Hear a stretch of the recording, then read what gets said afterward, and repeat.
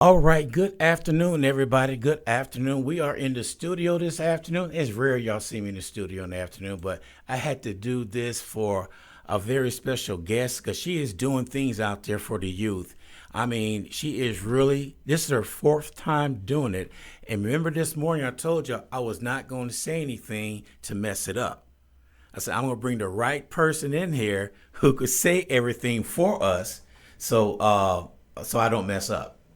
But right now we have Miss Monique Robertson in the studio. I said your name right, right? Yes, sir. So how are you doing today? I am blessed and glad to be here. At least I didn't get lost today, so that's a plus. You almost got lost coming back to the office, though. That's true. I did knock on the wrong door. They kinda, sorry, I went to the wrong door. Yeah. So I'll explain to everybody on what you was doing. This is your fourth year doing it, and I left it at that because I want you to announce it and make sure everything is right. So let everybody know, what is this fourth annual event you've been doing every year? We have been celebrating scholars that are going to historically black colleges and universities in the fall. And for the last 4 years, we have had a time, or a time was had, as people say. And it's people from the community. We come out, celebrate, bless them with gifts, toiletries, things that we know they need once they get there. And we just encourage them on their decision to attend one of our nation's historically black colleges and universities. Is a prerequisite for them they have to go to black college? Yes. I had to ask that question. I know. They do have to attend, and it's mainly because here is not a popular choice. There's so many different options in San Antonio and as well as Texas, period, that is called often overlooked. I'll say it that way, to be politically correct. It's often overlooked, or sometimes people don't reach out and understand that HBCUs are not strictly for African American children. They're basically historically black because of the historic value. Okay. So that's what people overlook in that aspect. So that is one of the prerequisites. And because this is our fourth year, and I say our because I don't do this alone. I have a really, really good partner who is pretty much like my big brother, my second in command, Leon Fry. He does the Alamo Fest every year, but he also does Every Person Counts, which is another youth HBCU advocacy organization. So why is that we have that problem with the our future that doesn't want to? It's hard. You said it's hard to find them to go to the black colleges. It seemed like they got their mind made up. They want to go to this one college and that's it. But the black institutes offer the same and plus more, and they understand our culture. They offer not only just more, but it's also more rich in the culture that they don't see day to day. I can say, because I'm speaking from experience as an educator, I was in the school system 23 years. So a lot of things I've said, and that's part of the reason why I started a nonprofit, is because they would only offer our kids limited options. Mm-hmm. And I know what my HBCU did for me, opening doors that I know I could never be able to get into, so therefore it's like, wait a minute, that happened to me as a child. Let me give back so mm-hmm. people can see the growth and see that these are spaces where you don't have to fight to fit in, right? Or you don't have to be something you're not. Like I told a child earlier, and I hope I don't get in trouble or get you in trouble on the air, but I told him, you're nobody's dancing monkey. You don't have to sit there and try to impress him to be a part of the conversation. And his mom looked at me kind of like, wow, she did not just say this to my son. But sometimes we have to teach our scholars that. We have to teach our children that you do not have to be something you're not to be accepted by anybody. If they didn't invite you to the table, build one. That's what I did with this nonprofit. Ouch. When we were growing up, I did not understand what my mom was doing to us. She introduced us to all cultures. Mm-hmm. And from the Chicago area, we would go to all the museums and, operas and all that stuff. And opera, I said, opera? Mm-hmm. I'll go to opera for.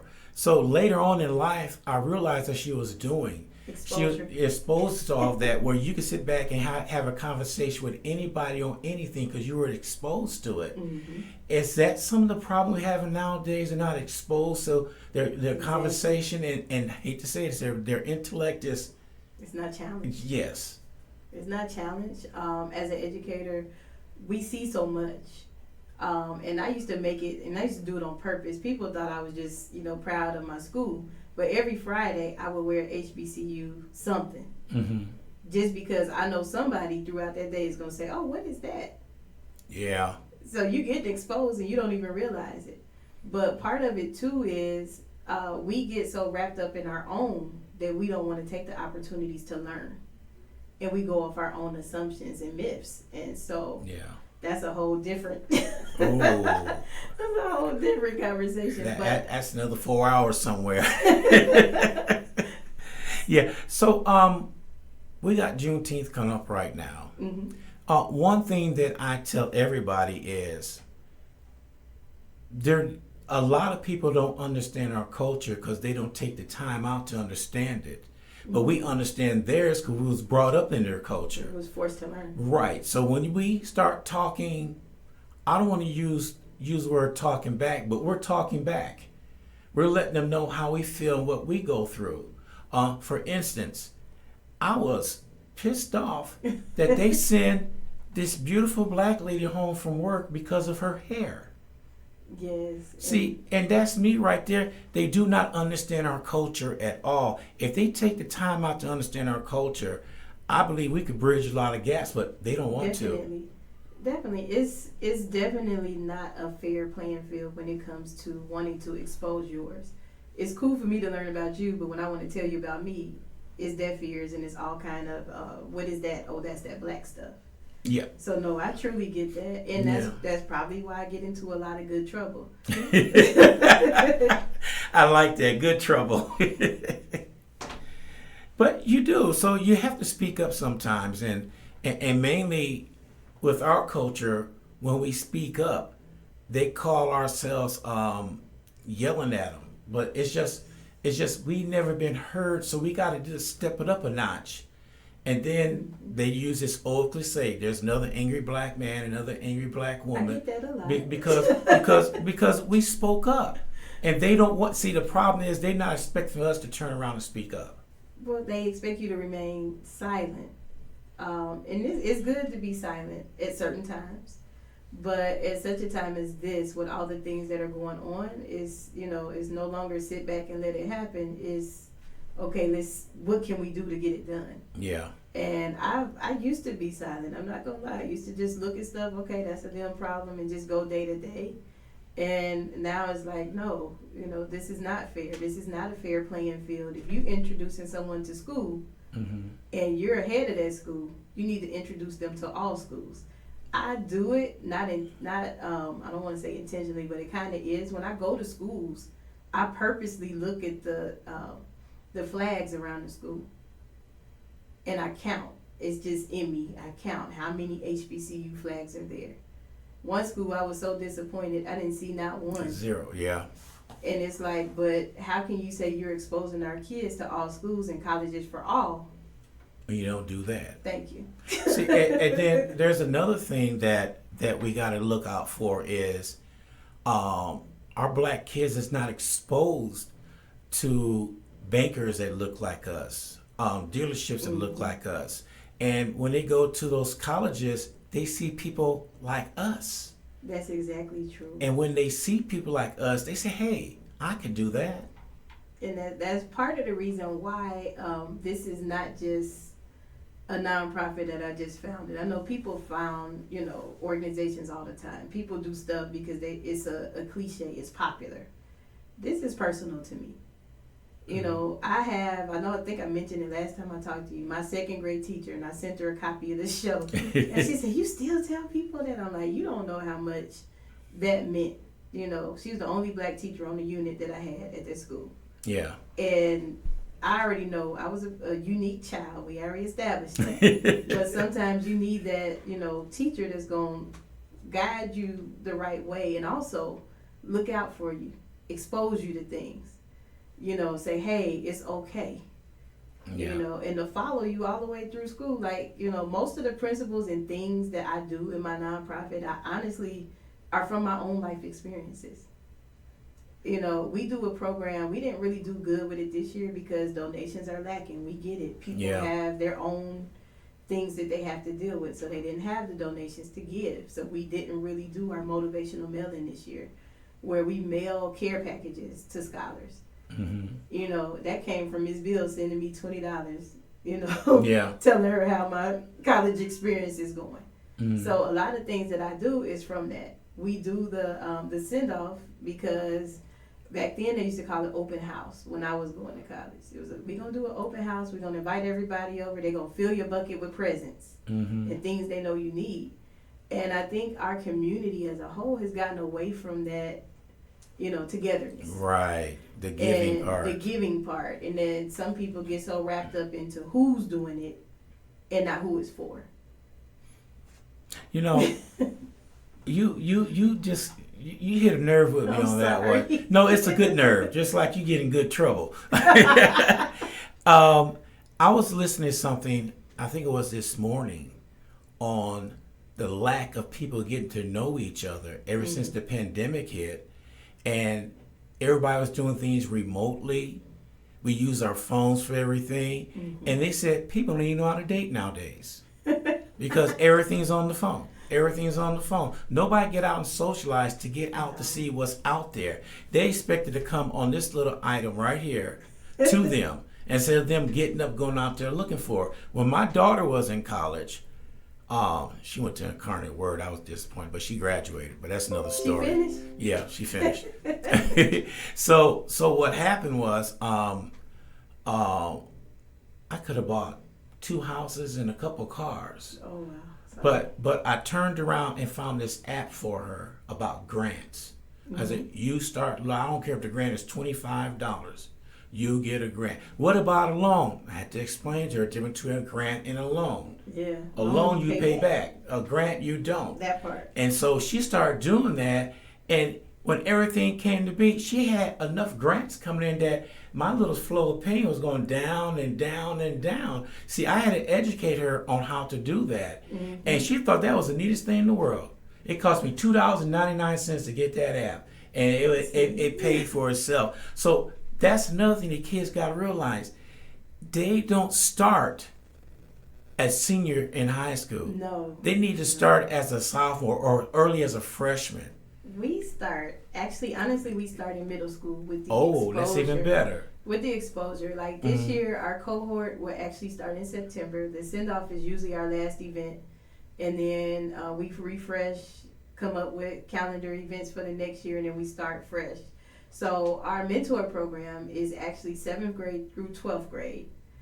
Because there are honestly some late ones that didn't really think they was college material until they may have heard of the program or watched one of the episodes that, we do on our show.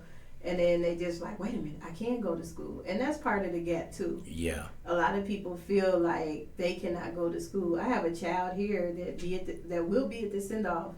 I think she has a 3.4 when I looked at her items. And I'm looking at her like, you couldn't go where? Her guidance counselor, I ain't going to expose the school because I already get it enough. But I'm like, they told you that at the 3.4? Was it you couldn't go to school or you didn't want to go to the selection of schools that they had for you to choose? There you go. Because some of them steer students in the schools they think will fit them, but not the school that will, how can I put that? The school that fit them, but they feel I don't want to be in that school because it doesn't fit me. Right. So they pick and choose who they want to send, and that's not fair. That's not fair at all. That's not fair. And I looked at her transcripts and I almost was in tears because I knew what I graduated with. Yeah. Yeah. I was like, you graduated with this and nothing?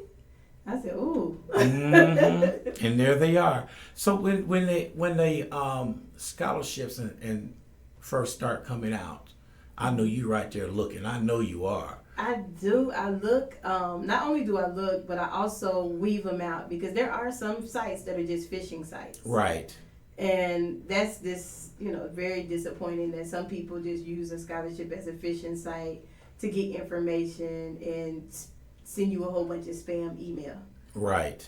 So please, when you are scholarship searching, make sure that it's a legitimate scholarship. Don't go to their link, type the scholarship in Google, and if an application don't appear, don't waste your time. And don't give them the information that they need to screw you over. Exactly. Yeah, leave your social security number in your pocket. Exactly. Your driver license in your pocket, even your address. Right. I mean, and it's sad, but that's the type of place we live in. Like this year, we do a scholarship in my deceased sister's honor.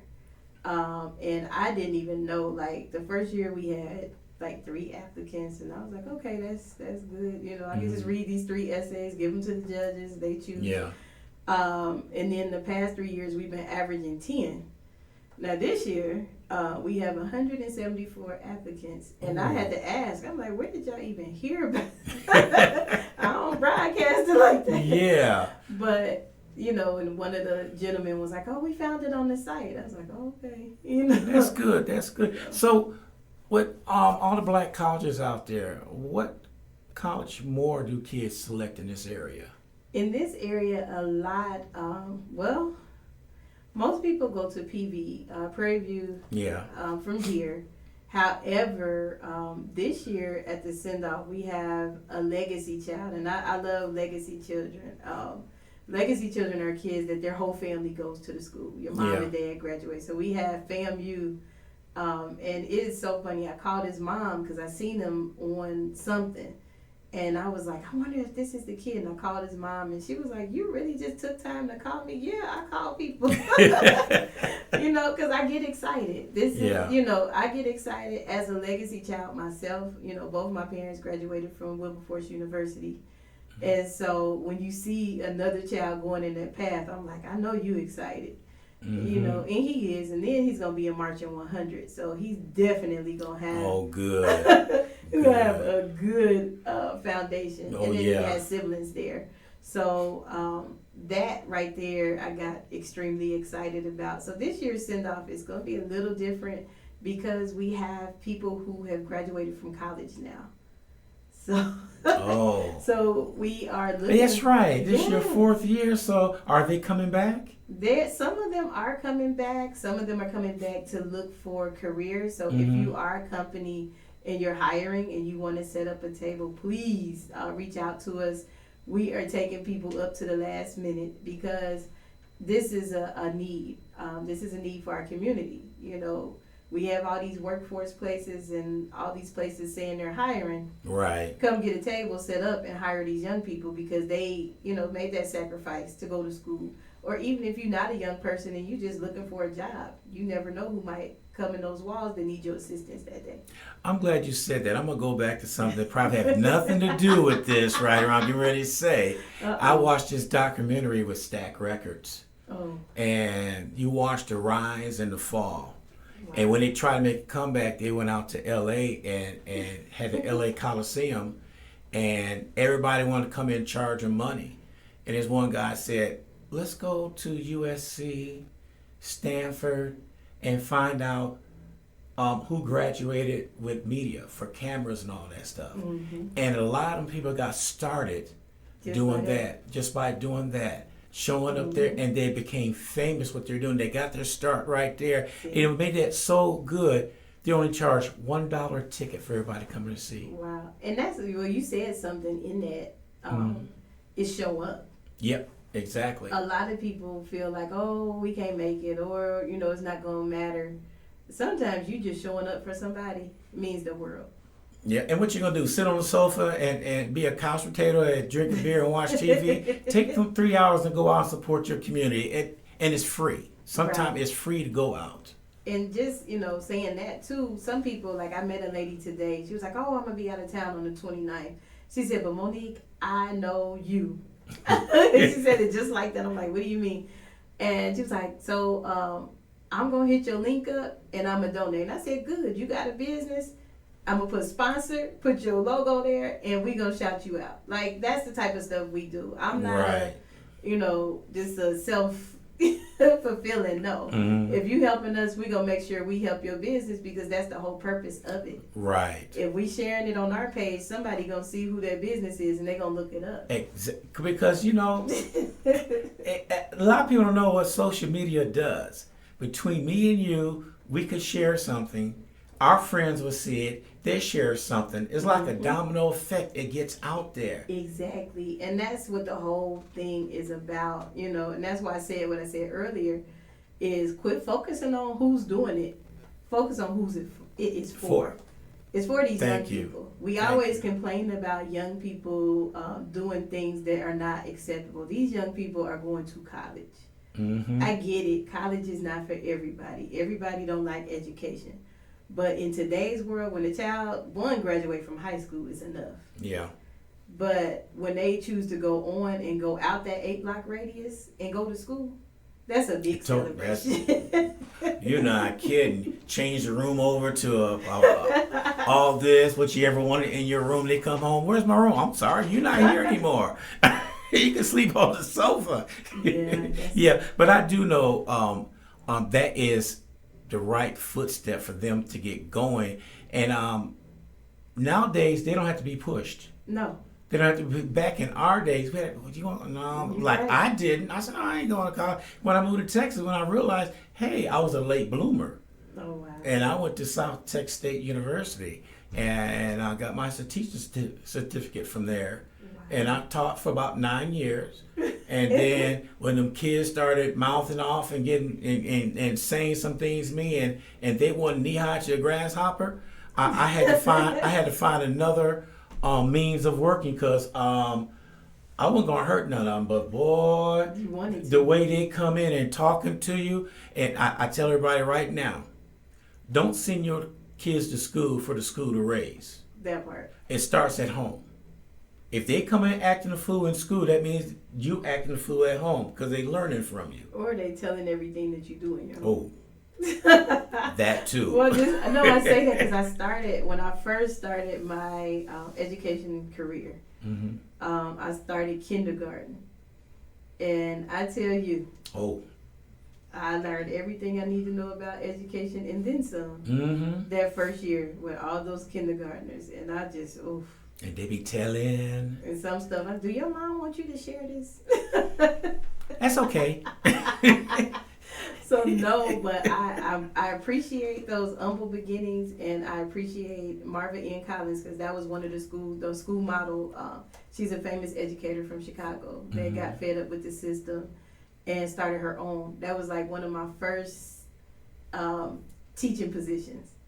And when I tell you that was the most challenging year I've ever had, but I appreciate it. Yeah. Because I learned everything I need to know from them 26 kindergarten.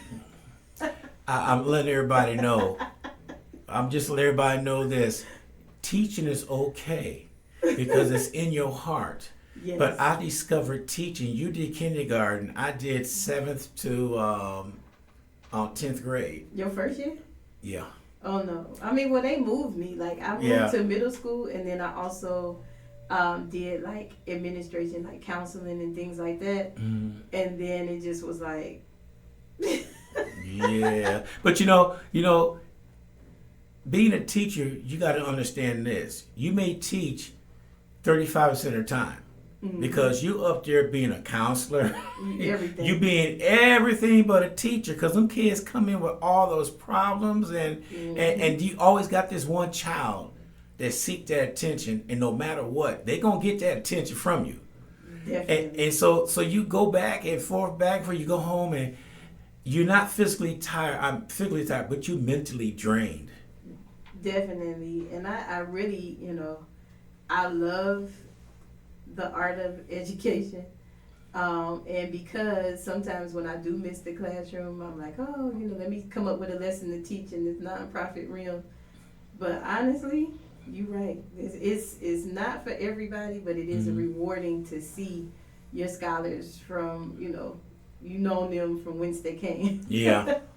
I remember I did a course called Course Analysis. Ooh. Where we had to build a course from scratch. You know about that here. Mm-hmm. You and I did learn, I built one from scratch, But I also learned in Texas schools, you can't take nothing off the curriculum, but you can add to it. You can add a little bit to it, not too well. Nowadays, you probably can't add anything the way the climate is now. But back then, you could add things to it in order for the kids to learn. Which I'm gonna touch one thing right here is that STAR. I don't know why we got to teach the kids a test. If the teacher did everything right, they should be able to pass it without teaching the test. I have a friend of mine that is a school teacher, and she sat up there and told me we spend half our time teaching them the test instead of teaching what they should be in there for. They honestly, and I you didn't touch the subject. You do, and I think that was part of my decision to leave the classroom because, like you said, if you're teaching the skills and necessary things, then you wouldn't have a problem when the test came around. And if you're looking at the stats from the test, you done had your teachers teach the test the whole school year, and some of them are still unsuccessful. So your method isn't working. I'm just saying. Well, I agree with you. The reason why the method ain't working because they're teaching them how to teach. When each child is different, each child learned different. When I was teaching, I knew the kids that were down at the bottom, in the middle, and at the top. Exactly. Well, what I would do, and they was asking me why I had such a success rate, is because I turned around and had the ones in the middle mingle with the ones at the top. Then I team them up with somebody down at the bottom because top and bottom are not going to talk to each other. So I did a mixture like that and had them going. And then at the middle of the school year, everybody's on the same pace. Right, because you're going to help pull them up because you don't want to slow down anything. Yeah. I kind of ran my classroom similar, but I also was one of those unique kids that didn't like to sit down. So most of the time people would come in my classroom like, what is going on in here? No, they're learning. They might not be learning by doing book to book. They're doing projects. They're being involved with one another. And I think the education system have lost that creativity in lesson delivery. That they're so confined by a test and confined by what they want you to teach. Right, exactly. That they forget that, this is not effective. This is why your teachers are burnt out. This is why your teachers are not returning.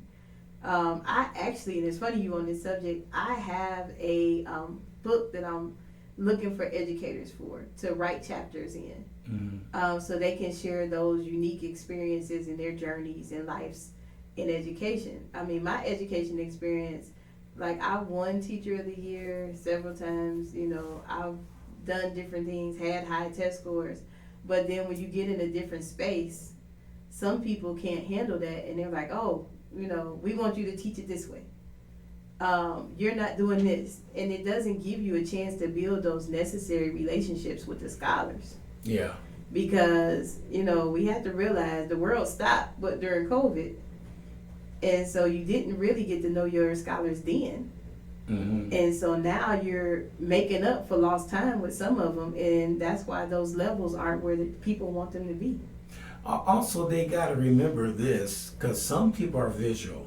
That's true. And if you stick to reading a book, the ones that visuals will never get it. No. You have to visualize them. You got to show them things. This is how this works. Because I learned, if I didn't learn anything from teaching, I learned this one word, why. Yes. Because the kids want to know why. They want to know why, and then I'm, like you said, you're visual. I'm an auditory learner. So if I hear it, I'm an auditory and visual, I guess. I hear it and see it, then I'm good. But if you expect me to read this thick, that's why I fell in love with Cliff Notes. That's aging myself. Yes, you are. I fell in love with Cliff Notes because, sometimes I don't want to read that thick chapter or I don't want to, paraphrase from that way. But I think the style of education, a lot of people just don't know their kids. You don't know the kids, then that's going to create a gap too. Yeah. Especially, like, I love behavior kids. I don't know, sometimes like attract like.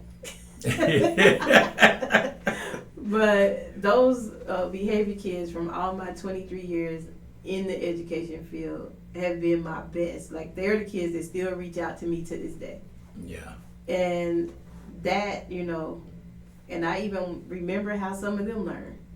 It's gonna take that time, that one-on-one, or they try to put a fancy name on it and call it centers now.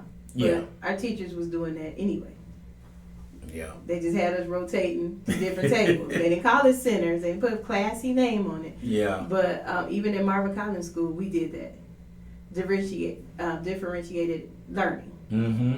And it's like, this is not new under the sun. Nope. All you did was research something that was working somewhere else, and then you come here and put a label on it and act like it's yours. Yeah, exactly. Now, I'm going to tell you, one thing that tore my butt up was doing square roots. Oh, no, math is statistic kicked my butt. Man. So it was this one kid, everybody thought he was slow and everything, but me and him, we clicked, we played to get basketball and all that stuff, and Wow. and this kid was a genius. There you go. And I turned around and I said, how'd you figure that problem out? Oh, you do this, do this, do this. Wait a minute. I'm having problems with this. Well, Ron, let me show you an easy way of doing it. So he sat down and showed me. It took a week, but he showed me how it's done. Wow. And the next test I passed because of him. I understand. Because he took the time out, and that's where it dawned on me. If you got 56 kids in your class, you can't take the time out to talk to each one of them. It's like we run them through, just running them through. Just pushing them through. Yeah, because the ratio with kids and the teachers are too high. In some instances, they Yeah. are. They honestly are. And then also, the parent involvement is lacking. Mm-hmm. Yeah. And the parent involvement is honestly, sometimes it's not the parent's fault. If you have to work and you're the only person at your house, you don't have time. And of course, they come out with this new math. I look at them, you figure that one out. I mean, give me the multiple table and all that stuff and everything. I could do all that. It's challenging. Yeah, It's challenging. but when it jumps up from there to algebra 1, 2, and keep on going to calculus, now one parent go, we didn't learn all that. No. We learned the basics. I checked out at statistics, and that was only because it was one of my courses I needed for the last degree I just earned. So, I was going to be an accountant, so I was good with numbers, and they told me I need to take all this. I said, I would never use calculus in accounting. Why is that? That's for engineers. That's true. Because what I'm doing right here is basic multiplications, add, subtract, and divide. That's all accounting does. It doesn't do calculus. But it was ironic that they want you to take calculus to be an accountant, but you would never use that. And I brought it up to him. Well, that's just how it is. Well, it needed to be changed. I told him. And that was a professor at Southwest Texas State. That sounds like you. I said, come on now. You see, that's one reason why some of the other colleges out here are tailoring to what you need. Some go by your life experience and give you credit for that. I don't know if that's good or bad. What is your thoughts on that? Life experience, depending on if it's something that's relevant. Because I don't always agree with it. Like, I don't know. And that's probably mainly because I had to work for everything. Every degree I've earned, all 4 of them, I had to work. So when you tell me somebody gets something just based off life experience, I'm like, whoa, I've been through the school of hard knocks, so I get a degree for that. But I'm not saying it's bad though. Like in some fields, I think that's relevant because some people may have been grandfathered into a company. Let's say a person that is in a call center and maybe they want to get a business degree or something like that, and they're doing all the business tools in the company. I would agree with that, but when you come to some of the other stuff, no. I played baseball for 35 years. I get credit for that? No. So, hey, people come up with stuff all the time. I know. You did mention math, and it's funny because math has always been my worst subject. I count money, but that's it. Yeah, I do that good when I have it. But I got on Wilberforce campus, and they say when in Rome, do as the Romans. My roommate that year, like, I did not like math. She was an engineering major. She actually wasn't my roommate. I didn't have a roommate, and she just ended up being there every day. But anyway. I like that. Anyway, she broke it down to me because they told us, like, freshman week, if you take this math and you pass the test. And I was watching everybody around me pass this test, and they didn't have to take math class.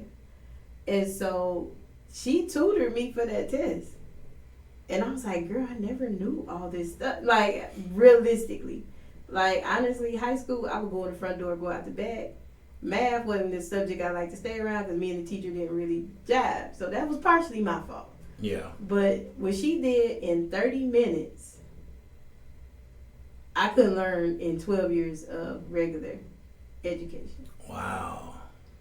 And then the math professor at the school as well.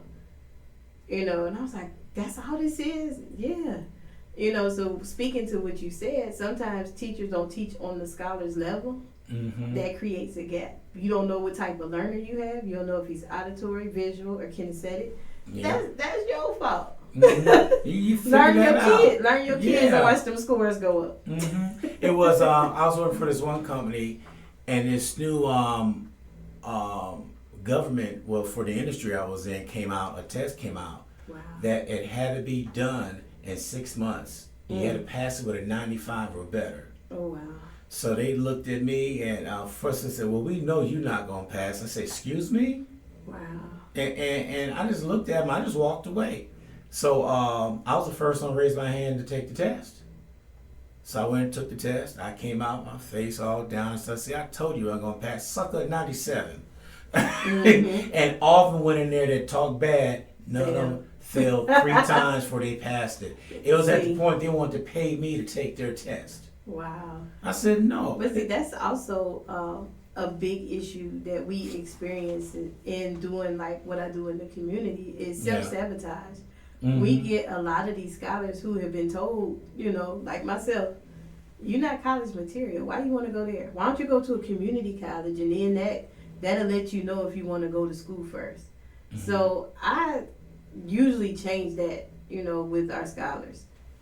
I'd rather you go to a small university, a small college, where you acclimated and you still on your own and you still getting the HBCU experience. Now, if you want to transfer into something big once your grades have got to where you need them to be, then I would recommend that. It's no disrespect to community colleges, but why put off? Because sometimes your credits won't transfer. Mm-hmm. Just, you know, naming that.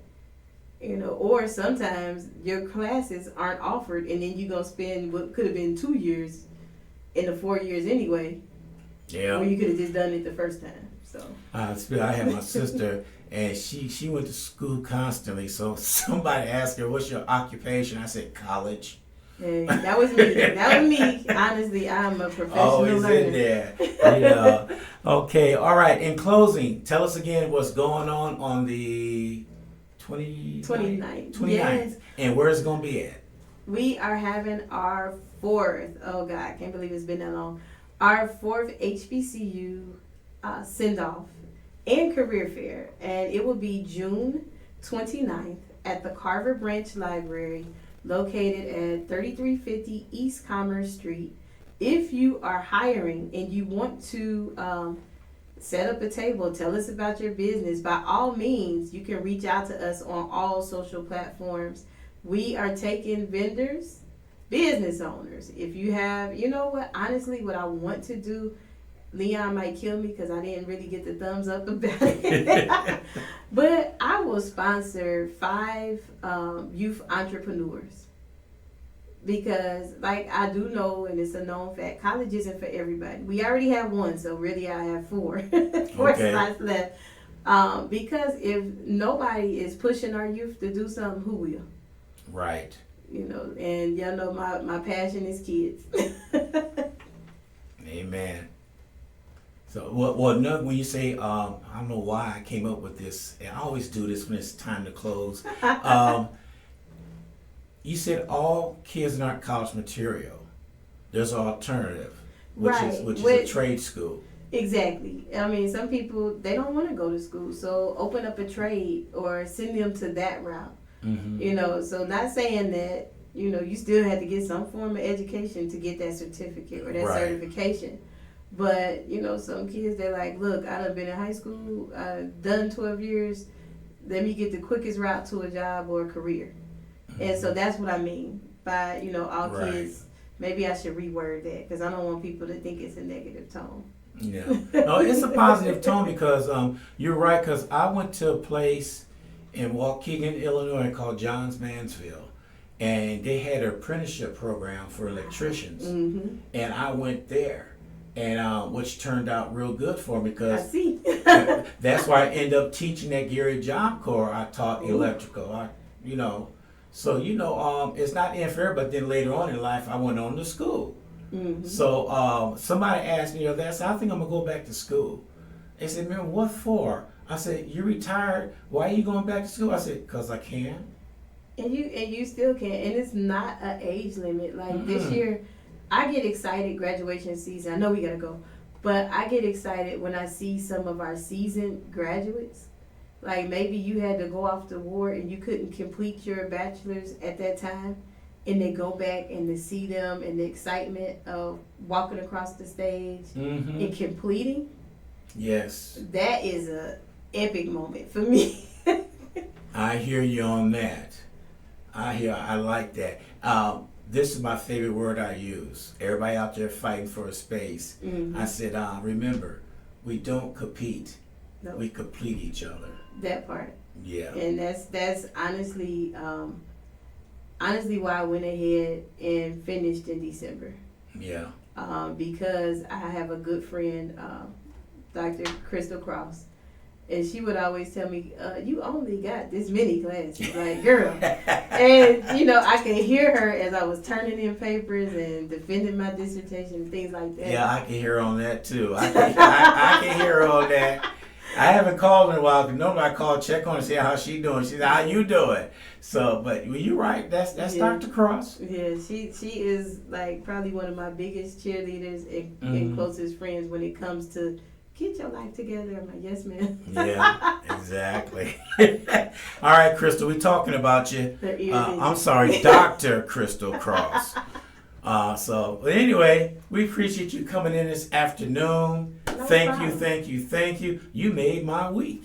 Oh, thank you. I am all set. So is there anything else you need for that your deal on 29th? Yes, we need the community to come out, and we also need them to, it doesn't cost anything to get in the event. However, we just want them to fill the buckets of our scholars. Like if you want toilet paper, toothpaste, things that, you would need to survive on a college campus. Right. Because we don't want them to run home or say I can't make it here because I don't have, bare necessities.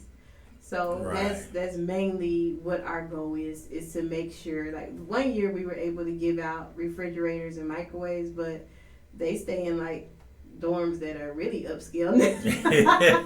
They come with it. But, That's true.